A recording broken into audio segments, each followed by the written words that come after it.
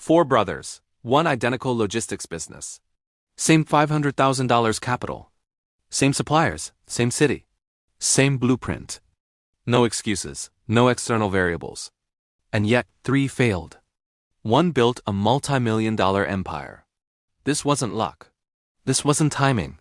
This was a study of one thing: decisions, psychology, discipline. Brother one believed growth meant success. Revenue became his obsession. More trucks, more drivers, more routes. On paper, he looked like the winner. Revenue doubled in year one, tripled in year two. But beneath the surface, his margins were collapsing. He ignored cost discipline. He ignored efficiency. He ignored one fundamental truth: revenue is vanity. Profit is sanity. Cash flow is reality. Every expansion required more debt. Every new truck increased maintenance risk. And when a minor slowdown hit, he didn't have a buffer. The business didn't collapse overnight, it suffocated slowly. Lesson: growth without discipline is just accelerated failure. Brother two took the opposite path. He feared risk. While others expanded, he preserved capital. No new trucks, no new hires, no experimentation. At first, it worked. His business stayed stable. Profits were consistent. But something dangerous was happening. The world was moving forward. And he wasn't. Competitors improved delivery speed. Technology optimized routes. Customer expectations evolved. He stayed safe, and slowly, irrelevance crept in. Clients left not because he failed, but because he didn't improve. Lesson: playing not to lose is the fastest way to lose. Brother three believed the answer was out there. So he watched competitors obsessively. If they lowered prices, he lowered prices. If they expanded, he expanded. If they pivoted, he followed. He never led. He never thought independently. At first, this felt safe. But there was a hidden cost. He was always late to adapt. Late to optimize. Late to correct mistakes. And worse, he didn't understand why decisions were made. So when conditions changed, his copycat strategies failed, margins shrank, identity disappeared.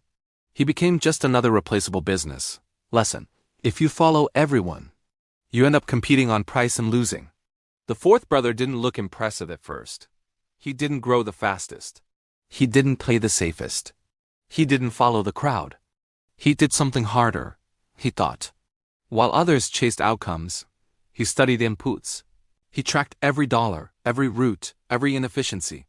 He didn't ask, how do I grow faster? He asked, where am I leaking?